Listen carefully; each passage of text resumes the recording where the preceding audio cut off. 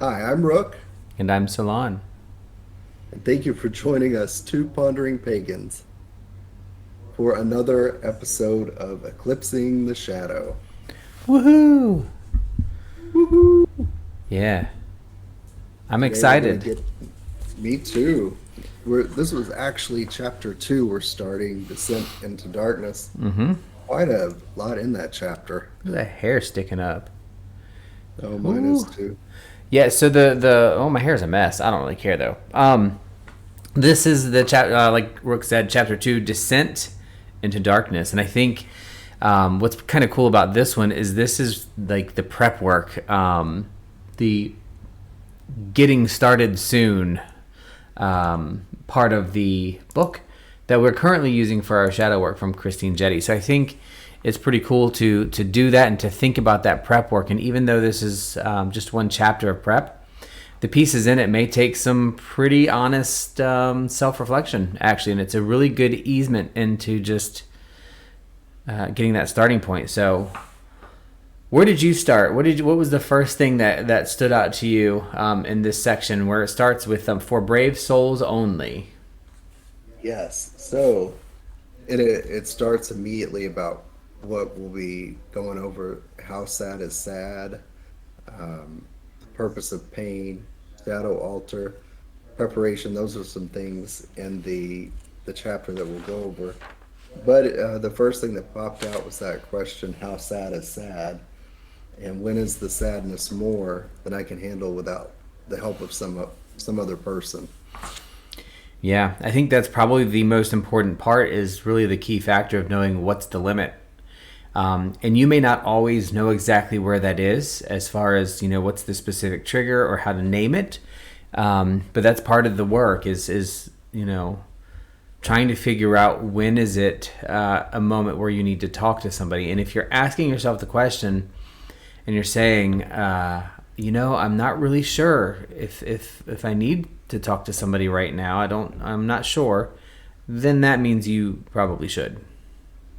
Absolutely. Yeah, it's not like I think some people think or feel like it's when I'm suicidal or when I'm depressed beyond getting out of bed or despairing. I'm like, no, it's way before that. It'd be a little too late Yeah, and a lot harder. I liked a quote that was mentioned by Thomas Aquinas. Is that saying Thomas it right? Aquinas. Yes. A ship is safe in harbor, but that's not what a ship is for. And I think it sets us up for talking about pain and how uncomfortable pain is, but that there is a purpose for it. Yeah. And I think the other thing, too, that's important is that it's not just about, knowing when to talk to a professional person. But we're lucky because after we do these discussions and things, we can debrief with each other about other things that may come up in between. So have somebody that you can debrief with if you're going through this process, whether it's Christine Jetty, tarot shadow work, or if it's something completely different and you're not in professional therapy, which we both, I think, highly recommend and think you should, regardless of whether you think you have problems or not, because you do, but you should. But have somebody at least to talk to. Have somebody to say, hey, I'm feeling kind of, maybe they can give you some insight and maybe they can be that sounding board for you. So I thought that was really important part of that setup. And really kind of what I got out of it is that beginning of her second paragraph, it's good preparation for shadow work is a must. I call those things in life non-negotiables. What are the things that just can't be avoided or can't be not done? And this would be one of them for shadow work. So non-negotiable is being non-judgmental with yourself, being neutral, grounding and centering, protection circle, sacred space, and then meeting the dark goddess. And she talks about those things as being part of the preparation. So I'm excited for that. I think that'll be fun, and I think we're already seeing manifestations of shadow work for ourselves. And I think we mentioned that on previous episodes, but it's the truth. We're seeing just things falling into place from the mere fact of talking about it openly and discussing what we're seeing and feeling. You always know if it does get too uncomfortable, you can stop. You're safe. You're in your sacred space. You're protected. You can leave at any time. You can stop. You can come back to it later if you want to. You're not in any danger, even if it's painful. Yeah. And the other thing too, she says that, tarot shadow work is a verb. And I like it when she says think of it as a verb, because it's not just tarot shadow work, but any shadow work is a verb. It's an action that you do when you aren't feeling that it is right or things are not appropriate. You don't take that action. So think of it as a verb. And that's also an important point, I think, to talk about. And really, if you just kind of summarize the whole thing, it's know your limits and prepare. And you will be fine.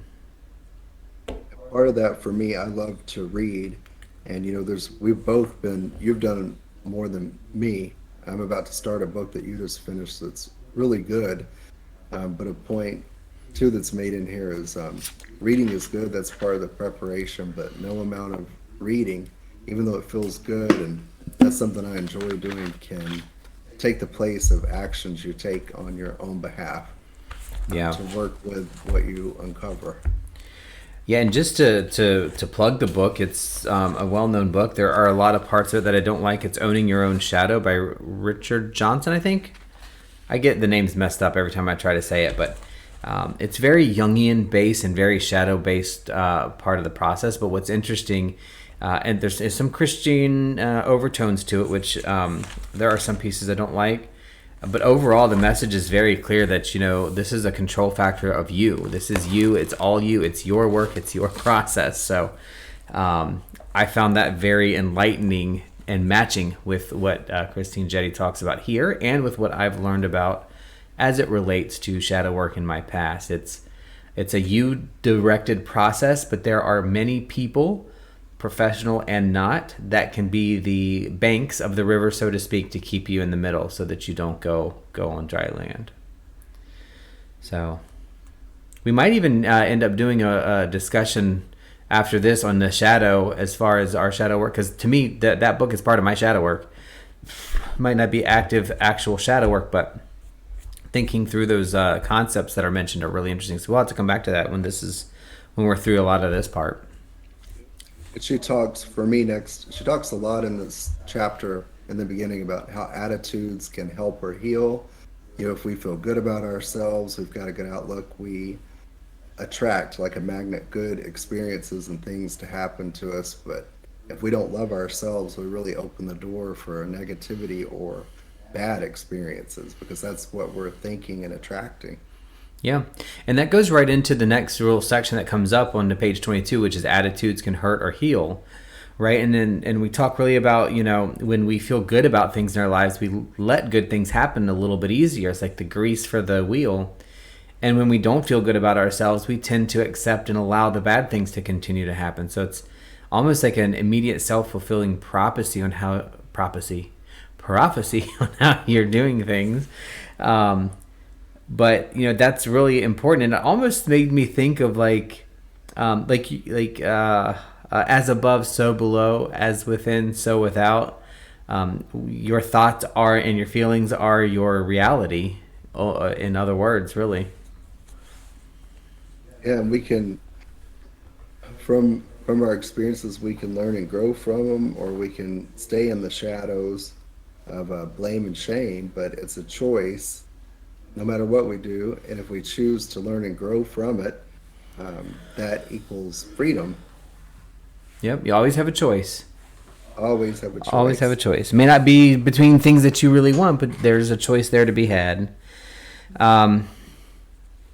One of the important things that she actually wrote that I really liked is about who is really in control here, right? So we are the authors and architects of our own lives. How we choose to construct this life is our choice and ours alone. So we are the architects of our own lives. So things do happen around us, and they do happen to us.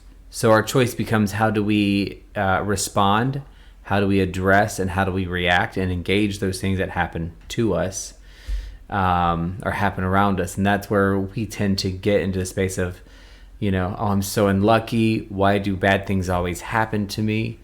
Without realizing that bad things happen to everybody. And how you respond is a big part of whether or not you're going to progress or regress in your life. And sometimes I think it's almost like it is a well, not thing. It is a defense mechanism, not just I think it is, but it's a defense mechanism to bag up a response for later. And I think that can be an important tool, but it also can then get stuck in the bag, and we have to pull it out years later to deal with it. Ooh, that's true. That just hit me what you said right there. Um, and it kind of brings me, if it's okay, to also on page 22, but the purpose of pain. I really like this subject, and pain, whether it's physical or emotional, is a sign that points us to a specific issue to be dealt with. It serves a purpose and should not be avoided. We really want to avoid pain. Shoot, I do. Who wants to allow pain to linger for a long time? But if we don't address it and work through it, it's really kind of avoiding it, and it could cause more issues. It's just not going to go away. Unfortunately, it's pain is natural and normal. You shouldn't be in pain all the time. I mean, if you're having that, always feel like you're in pain, or like everything just keeps happening to you, that's probably also a sign you might need some help to get through that. Yeah, I think I've always thought of pain as an alarm system, whether it's emotional, physical, mental, whatever kind of pain it is. It is an alarm system. It is a system that is triggered to protect you, and that can be, like I said, it can be, physical, like Rook said, or mental. Oh, you went through all of them, like physical, mental, emotional, all these different kinds. But the reason it's not to be avoided, and what that reminds me of this. So there's a disorder of the nervous system where an individual is incapable of feeling pain. And those individuals have a very low life expectancy, not because of a neurological condition, but because their warning system doesn't tell them when they've cut their leg, or when somebody stabs them in the back, or to respond appropriately. So if you think about it, if you don't have that pain, you don't get that warning system. Now, if the pain is very, very light, how do we react? We see it as maybe an itch or a discomfort, and we adjust to remove that pain. So that's a constant life adjustment. It's the same thing mentally. When little small things happen, we have to work on using that. Oh, that's an uncomfortable situation. I need to address this now. And that's how you kind of work through. And as you do that, that pain becomes a little bit lessened. If the pain is so incredibly great on the other end of the spectrum, then your entire body can shut down and just block out everything. And I'm talking physical pain. Because I want to draw the kind of line across. If you are in a car accident that is so violent that it knocks you out, or if you get into pain that is so excruciating you can't bear, you pass out. That is a response. It is a mechanism for your body to say, oh, the warning system is overloaded. You don't have a choice here. You're done. But when it's that light on the other end of the spectrum, where it's that discomfort, that's something that can really teach us what to do about it and how to respond to the alarm system from a physical perspective. Now, if the pain is in the middle, so this is like if you have a scale of 1 to 10, I'm talking about pain from 2 to 9, right? And these are the things that you aren't paying attention and you touch the stove. You immediately react to that pain, because if you don't, you will cause a long-lasting injury. Now, guess what else happens? Your brain starts making a reconnection, and I've done stupid stuff like that. But now, like, for example, 10 years ago-ish, Mexican restaurant, Norfolk. Waiter comes to the table with the, what do you call them? The fajita. Fajitas. Yeah, the fajita thing on the iron. Don't touch the fajita pan. It's really, really hot. And I touched the fajita pan like immediately. I still remember that. And when I see a fajita pan, like I hold my hand back like to my chest because I don't want to touch it. Because I protected myself and I addressed that pain, right? It's the same thing with emotional pain. When the pain is very small, or it's just emotional discomfort, we often can learn from it by going through and kind of addressing, okay, I'm a little uncomfortable here. Why is that? What do I do? Like public speaking. So I think I was talking about fajitas. Technical Yes. difficulties occurred, and we are back. But so kind of coordinating that physical pain to the emotional pain.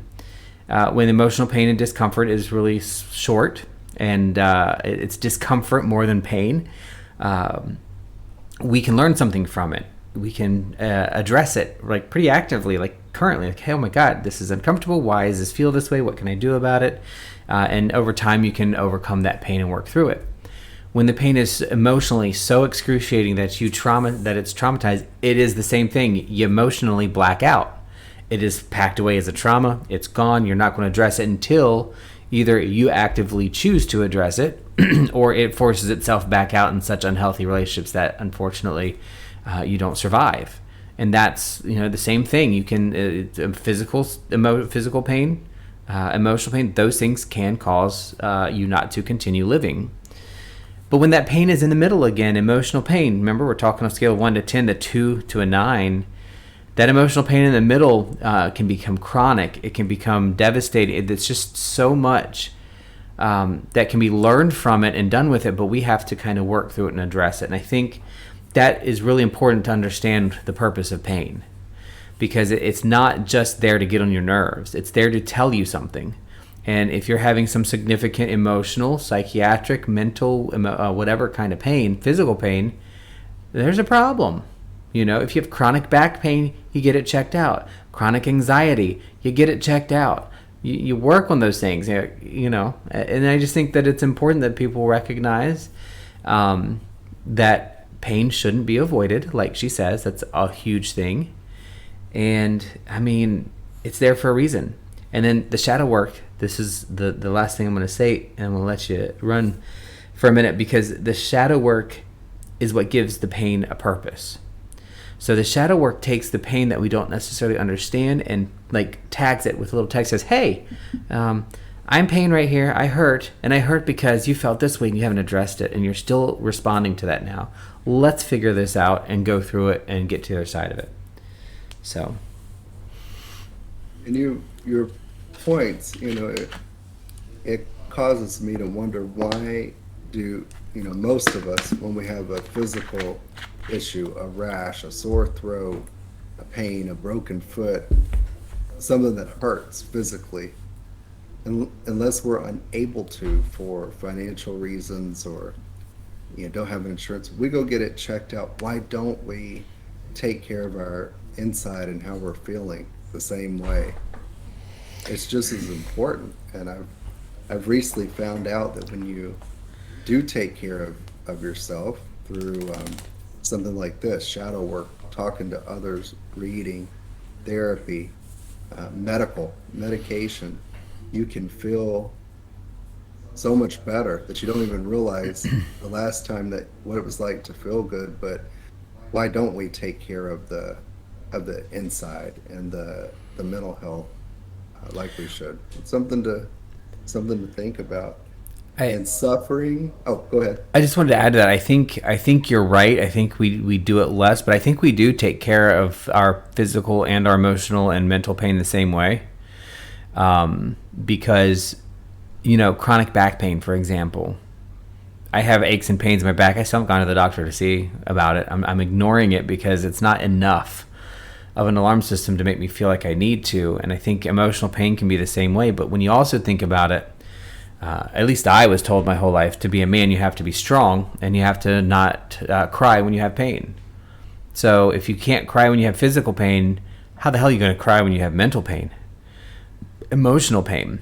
And it goes for both men and women too. It's not exclusive to men that have this issue, but it is probably more common, I would say.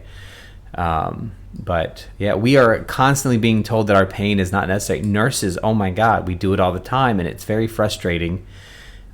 Yes, we know there's drug seeking and there's issues with pain medication and addiction, but pain is pain and it shouldn't be ignored. Even if it's false pain or referred pain or phantom pain, or we're saying our pain is more than it actually is, something is wrong. when that occurs, and we should address that as humanly and compassionate as possible, especially when it's ourselves. Sorry. Yeah, and it frustrates me too. I'm in the same industry to hear, you know, one of the first things I think nursing 101 or 102 is also pain is what the person says it is. So how do we get into this somewhat of a judgmental attitude? Oh, they're med seeking or whatever the case. When we're taught in the very beginning that pain is what the person says it is. Yeah, and It's very that frustrating. that med seeking is its own problem. So why are we judging it? Okay, they're med seeking. Well, that's a problem too. We're nurses. Let's address it. But anyway, I don't want to digress too far off, but I just wanted to throw that out. And I just wanted to say, um, I think we've kind of been taught or learned this or been conditioned to it. If you're suffering, that doesn't mean that you're working through bad karma all the time or that you're going through retribution. Suffering is a process that allows us to work through it and grow to become more strong spiritually. It doesn't mean, you're suffering or something happened to you because of something that you did. It could be, but it doesn't always mean that. And we kind of jump to that pretty quick, I think, as a society. Well, we feel generational retribution too from an aspect of I'm not going to be like my parents or I'm not going to do what they did. And, I'm this way because my dad did this or my mom did this. That's not, sure, it could be, but that's not where we are right now. Where we are right now is looking at that suffering and utilizing it to get through it. And that's something that comes up a lot in psychology, not just Jungian psychology, but psychology in general, is a phrase called tension of opposites. And she mentions it here. The tension of opposites is holding that space. And I liken it to allowance from the spiritual realm. So like for me, this is similar to allowing things to occur and exist in their own space. So the tension of opposites really tells us that things that are causing conflict can exist in the same space, right? And you have to be able to allow them to exist in the same space and say, I did a bad thing, but I'm not a bad person. Or I did something that appears bad or that is said it is bad, but I am not the person that is defined by that thing alone. And when you can hold that tension of opposites and allow them to exist together, that's when you learn about them and are able to move through them with things like shadow work. And it reminds me a lot of the Damien Eccles from the West Memphis 3. I'm a big fan of, I hate to say fan of that, but his work I'm a fan of. I like his process and what he's been able to do with himself after being falsely imprisoned for a very long time. He learned how to hold the tension of opposites. And I think that is just such a critical piece to understand that we don't have to call ourselves stupid when we make a mistake.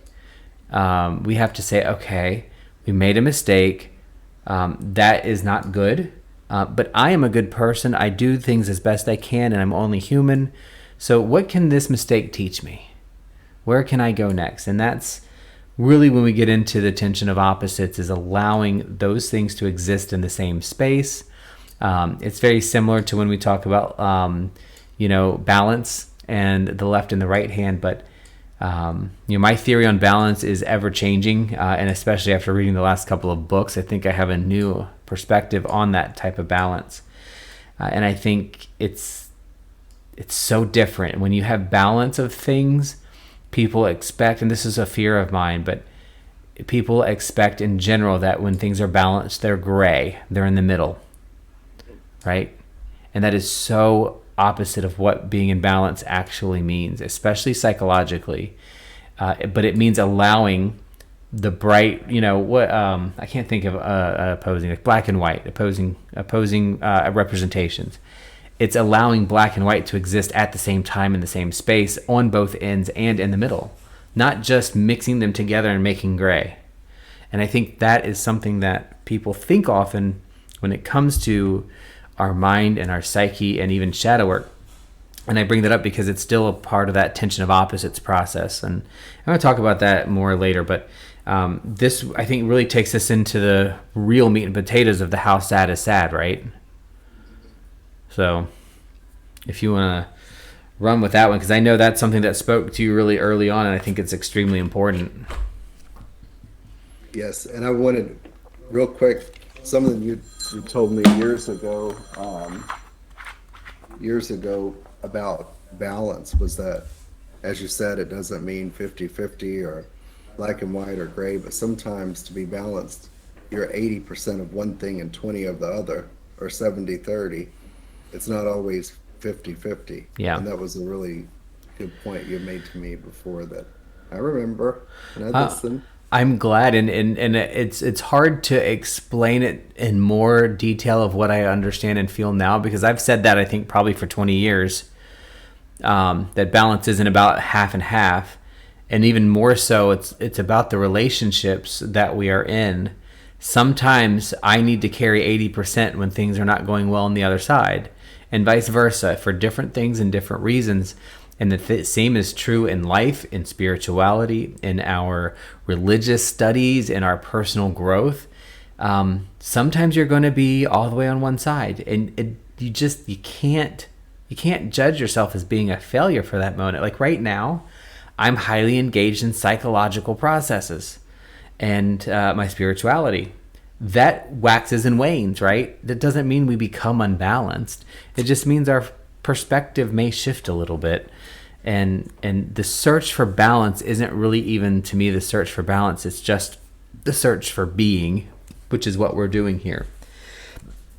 And all of these thoughts, I just want to point out, because we're still in the book, but all of these thoughts and things that we're discussing have come back to the front of my brain because we're doing this. And I think that is one of the most amazing things that shadow work has been able to do for me, is get my brain back in. Just like I used to love photography and take good pictures. I used to love writing poetry and short stories. I haven't done that in 25 years. All these things are coming back up in life, and it's very nice that shadow work, I think, is really pulling that out. But how sad is sad? Yes, going into that, and then shadow work challenges us to grow. The last point on pain, and with that growth comes some sort of pain usually, but now that pain has a purpose. So, how sad is sad? What can affect your what things can affect ability to cope? It could be big decisions, death, marriage, illness, loss of job, domestic violence, sudden success. This is one thing reading about that I hadn't thought of. What can affect your ability to cope? You would think it would be hurtful or bad things, but sudden success or sudden unexpected success can make you feel insecure and more vulnerable to everyday stress of life. I hadn't really thought about that before. Um, but it's true. Like, because then you're, okay, let's say you get a promotion. This happened to me before, and I'm like, oh, I wanted that promotion. I applied for it. But then when you get it, it's like, oh, but then there's a perceived pressure to succeed, and then you start thinking, I'm going to fail. Was that the right person? Well, I think so and so was just as good and maybe a little better than me. So sudden success can provide a sense of insecurity. Um, but you don't want to, in going through these things, you don't want to ask negative questions like, am I crazy? Or, oh my God, I'm so inadequate. You want to instead ask, could I have done that differently? Or what I have done better? And it talks about, this is on How Sad is Sad, when to reach out for help. Occasional times of anxiety or tension are normal. How do you know it's time to ask for help? Well, you can ask yourself some questions.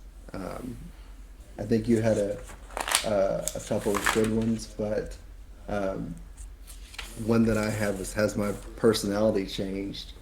Do people tell me I'm not myself lately? Um, do I have trouble coping with everyday activities that I hadn't before, or everyday routine, or simple problems.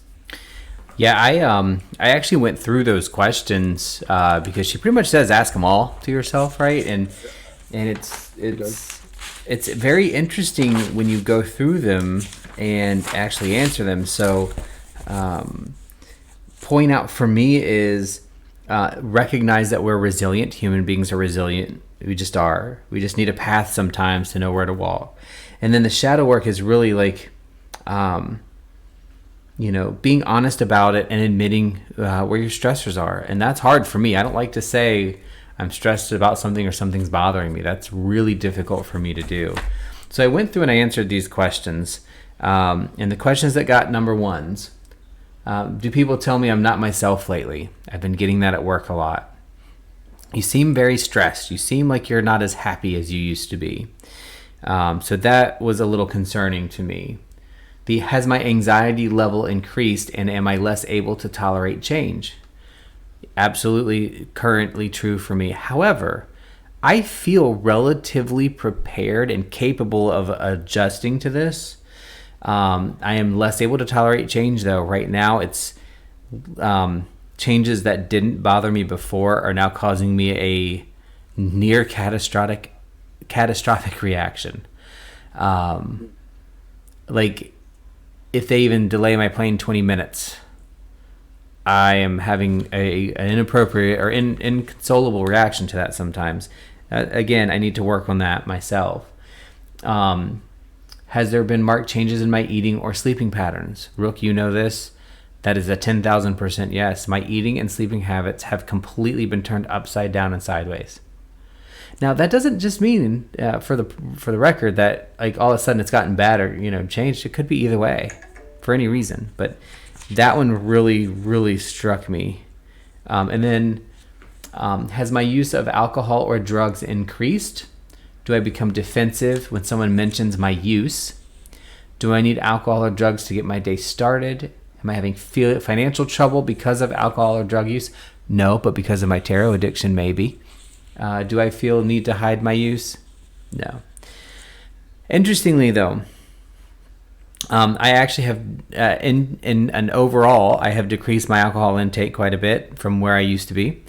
Although I am showing, I think, internally, some internal defensive,ness, but not against other people. I am getting mad at myself for over drinking or binge drinking in a specific time frame. Like overall use is less. I can, but I have had some successes and some not successes about being able to manage my own drinking habit.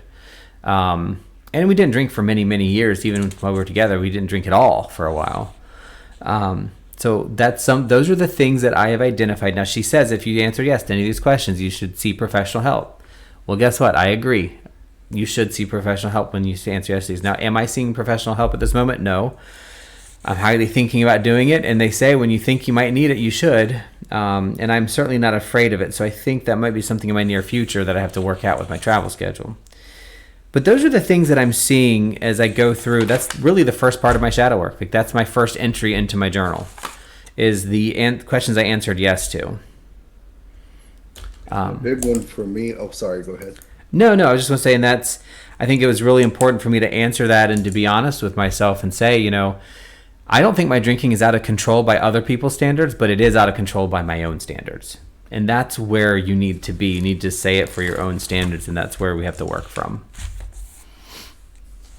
And that is one thing that I'm working on at work and at home. Part of my shadow work is interrupting people. And the question, mine is kind of a combo of some of those. The question, there's your anxiety level and then increased, but then there's another question, have you felt depressed or apathetic for a long period of time? Well, I felt anxious for a long period of time, and with periods of feeling down or depressed, and it got to such a point for me where I just really felt like I could not do or handle one more thing. Some of the things mentioned earlier, at work or at home, forgetting little things, being able to complete tasks and So I'm getting help. I'm doing this shadow work. I've seen a doctor. I've signed up for therapy. I think it's for me. It's a fully balanced thing because the inability to focus and the anxiety that caused me literally caused me to freeze, and my mind would not shut off. And my approach is I call it mind, body, and spirit, but it's just a whole person approach. I'm going to counseling. I'm doing the shadow work. I'm once a month I go and get a massage. I've started doing that, and I've started a medication that I've been on 4 days, and I can say I luckily had a pretty quick response because it's a slower acting um, non-stimulant medication, but I feel better than I've felt in 20 years because that part of my brain is silenced, muted, turned off, so I can focus on these ways of figuring out how to do it without medication, one day. So that was the question that got me. It was kind of a combo of two of them, combination of two of Yeah. them. Well, I mean, there's I'm sure there's many other questions that can be utilized to kind of determine some of these things, but as we talk about and go through them, there's one question: do I seem to be on a roller coaster of extreme highs and lows? Normally, no. In my daily life, no. But in certain situations, yes.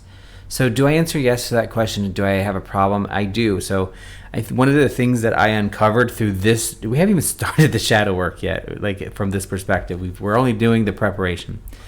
And one of the things that I am learning is that the discussion is opening up all of these things that I have had an issue with. Like, I forget where I put stuff a lot. And I never used to do that. And when I do, my dialogue about it has changed, and it's very bad. I literally will call myself stupid. I can't believe I missed the stuff. I'm really losing it. I really go negative on myself about it because I am afraid that I have dementia like my grandmother, or will have dementia as I grow older. So it's a big fear of mine. As a matter of fact, that is probably my biggest fear in life, is to not have my faculties, which I'm sure a lot of people can relate to that. But in the end, I've never addressed that. Like, I've never even thought of that as being an issue, and it's not this huge trauma. But I am slowly traumatizing myself by treating myself like crap because my brain's not functioning as good as it used to. But then I look at, well, what can I change? I can, and I've already done a couple of things, right? When I'm walking around kind of mindlessly or doing things, if I have something in my hand, I look at it before I sit down. It's like, I'm setting this down here on the table. I literally tell myself that in my head. And guess what? I'm finding things a lot quicker. Even days later, I will find it right where I left it, and I will remember because I'm taking that extra step. I also think that my diet and exercise, or lack thereof of both, is a lot to do with why I don't have a good memory or good faculty sometimes like I used to. And those things need to change, and we have to work on them. We can't work on all of them at once. So I am going to continue eating like a food-loving person that I am for now. That's a choice that I'm making.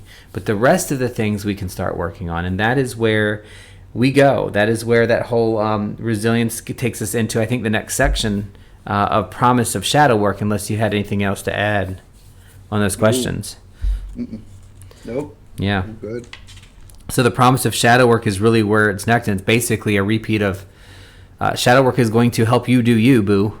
And that's that. You've got to do the work, the preparation, all the stuff. You've got to take good care of yourself while you're doing it. You are going to observe and witness your shadow, and then you are going to address it. Don't push it too hard, though. We are trying to, and she says this, which I love, this phrase, with shadow work, and probably with psychology and everything else, but with shadow work, you are trying to heal old wounds, not create new ones. I like that. I do too. I think that is huge. Don't expect or look for rapid change. This is a process that's worked slowly, and it's essential to do so because you've got to bring the shadow into light, observe it, and witness the shadow's pattern through being aware. It's not a quick thing. You cannot benefit from the process if you say, okay, I identified, okay, I have anxiety. Why do I have it? Work real quick, and that's it. I don't think that's the process. Nope. Gonna rip open a new hole to have to worry about with that. Um, in the end, shadow can be heard and honored appropriately through creative expression. So that is one of the things that I think is really cool. Um, I have, and I know you've heard me, and I've said this a lot, and I'm trying to be better about it. But I say I have no creative bone in my body. This comes up a lot for me in shadow work too. It's in these last couple of months. It's come up before in shadow work. Came up when I was a kid. But I say to myself, I have no creativity in my body. I'm not a creative person. But I'm finding my creativity is with words and assimilating thoughts and putting things together, and even creating videos like this. Those are my artistic outlets. Reading is an artistic outlet for me because of the way I feel like I image what I'm reading and assimilate it. Like even the most boring nonfiction book, math, I create images in my brain of those as stories, and they respond to me, and I see that shadow peeking through your face when you're about to laugh at me. Don't think I didn't notice. But I mean, seriously, like I've always said, like I have no creativity, and I'm like, well, God damn it, I do. I am creative in a lot of different ways, and I need to stop the negative talk about how I suck at things when I don't. Because if I say I suck at things when I fail at them, the letdown is so much easier. But the pressure of not being able to even try to live up to something is just useless.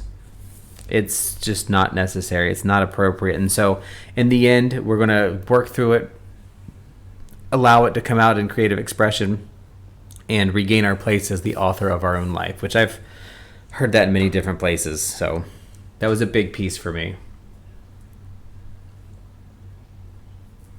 Yeah, and then let me just check and see if I wrote any questions.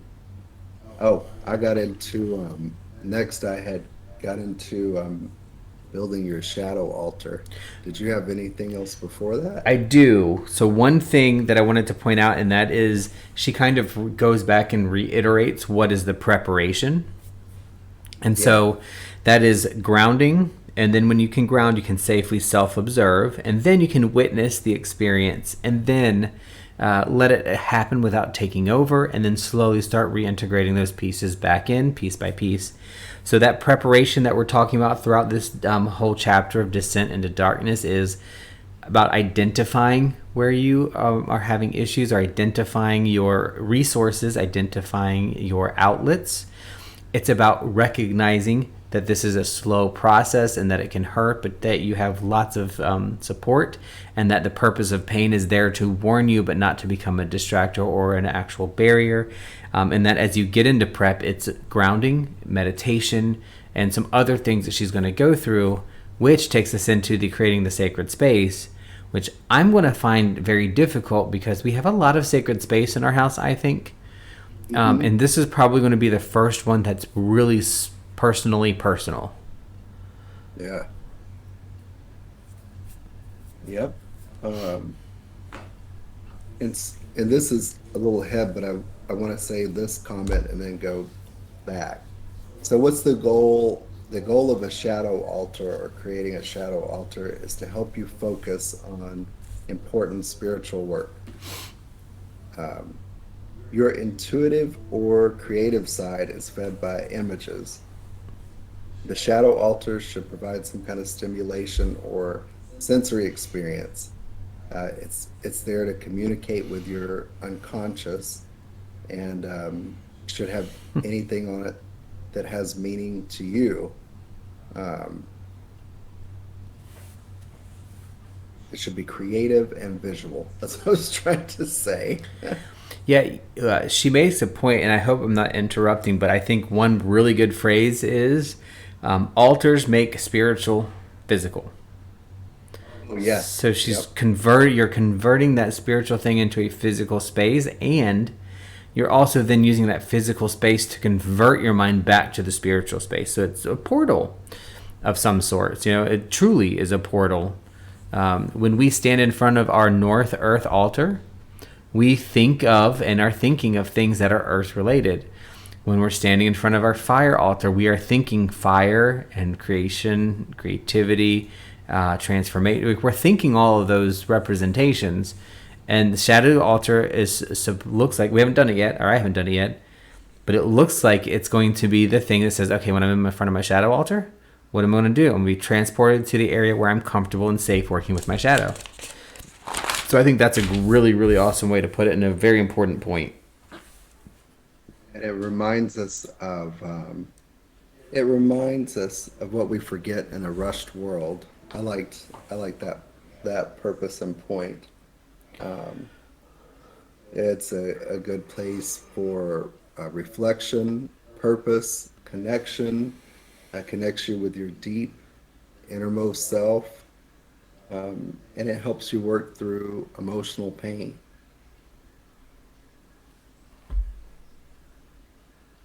And I have going into choosing your space, choosing Yeah. a room. I was just looking at, because for a minute there, my microphone seems to be catching stuff that it wasn't catching earlier. All of a sudden, I don't know why that would change, but um, choosing a room is really the next piece that comes up, right? Which is funny because it doesn't even have to be a room, Yeah, but just a space. your space. Yeah. And now I know there's for me, for traveling, this is going to be weird. I'm going to have to figure it out because I don't want to do. I did a travel altar for a long time. Um, And come to find out, pretty much the travel altar is the reason my bag keeps getting searched, because it looks like a gun case. So I was like, okay. So every time I'd get my checked luggage back, it'd have the little paper in it saying TSA. And I fly every other week, just about, at least, if not more. I can't. So I'm going to set it up here at home. It might be in our witch room. It might be in here. It might be, I have no idea where, actually, I might end up putting it. But I'm excited about having a space. But if you don't have that space, there are other options. You can create the mobile. You can use a shoebox. I mean, you can, just like any altar, you can use whatever it is that you need to get the job done that's going to work for you. And I think that is a key part of figuring out a shadow altar and space. The purpose of this book and what we're working on, the only thing you need to have is space enough to accommodate a 6-card tarot spread. That's really the main thing, because we're going to be using tarot cards and tarot spreads. Can be as private as you want, can be portable, can be a whole room, could be your whole house if you wanted to. Could be outside, at the base of a tree. Ooh, which is not a bad place. We still need to do that. Maybe we'll do that tomorrow. So what about the directions? So Or I think that kind of goes back to what we were just talking about with, the portals of our areas. So yes, the shadow, I think, is starting in north from her recommendation. I think I'm going to start mine west. west? Yeah, and I think I'm going to start mine west because I want to start it and feel like most of the things for me right now are coming from a place of emotion. I am very comfortable working with emotion and with water. It is my safest space.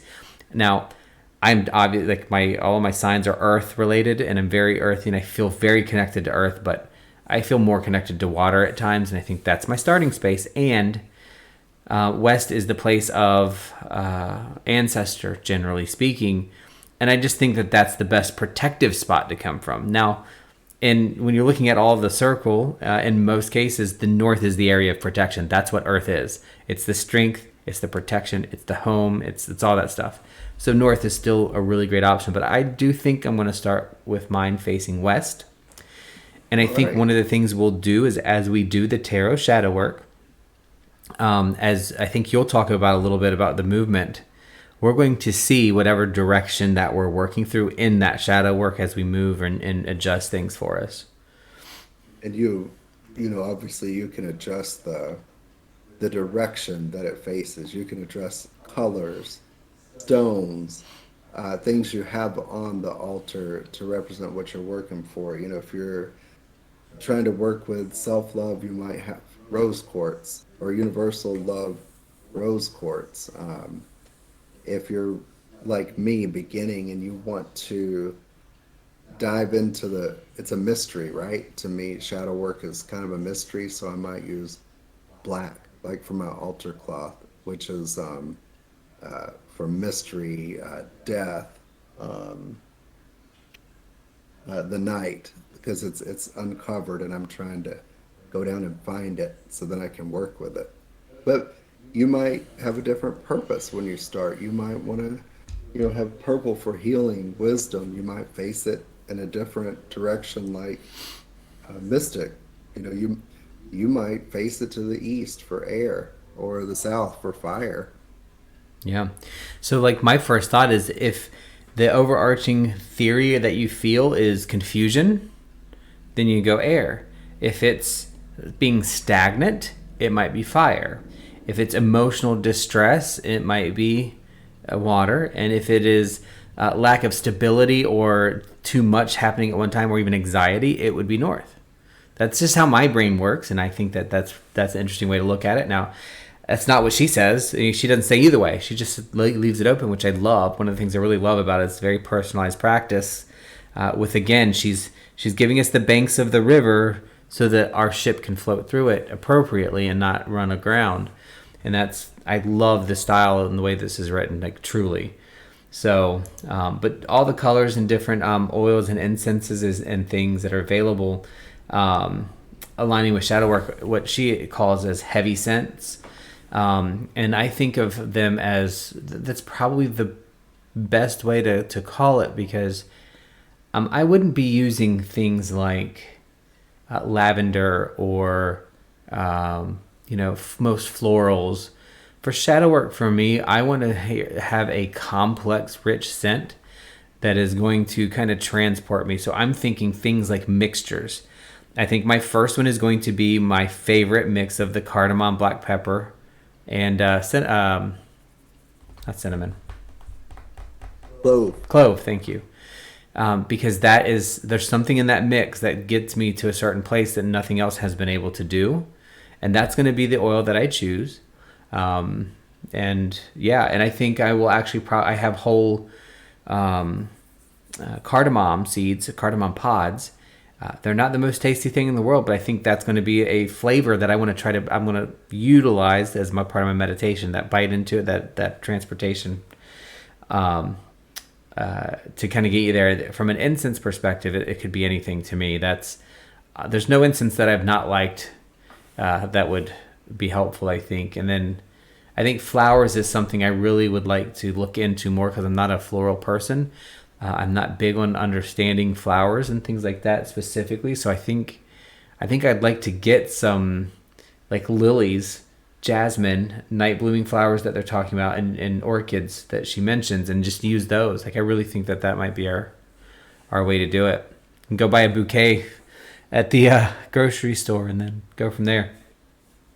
Yeah, she does say, it, or suggests, not have to, but colors of the linens and the candles that you burn align to the shadow work that you're doing. And that makes sense. Mm-hmm. Or you could use white candles and white linen for universal color and for all the energy. But, Yeah. And I wonder, so if I start with black, I'd love to use black candles. I think that would be cool. Yeah, I think we should. I think I probably will start with black candles. Black and purple, I think, would be good. And I like green is my color, so I probably might just do three. A black and a purple to represent God and Goddess, and then a green one to represent me. I already have a figurine in mind. I mean, Pan is not appropriate to me for this, nor Cornunus. Even though they're my patrons that I refer to and utilize a lot, I think Ellen is going to be my start. She is Ellen of the ways, the crossroads, the changes and the transformations in life, which is very similar to crone wisdom and underworld. I think I have a silver pendant and a silver locket, silver. It's not the words I'm looking for yet. I haven't found it yet. Pendulum. So I want to use that on there because silver is representative. And then, what was the other one? There was something else. Oh, that little owl that I have. I want to use that. And then I want to see if I can find something else, like a spider, which is something I've got my own personal issues with.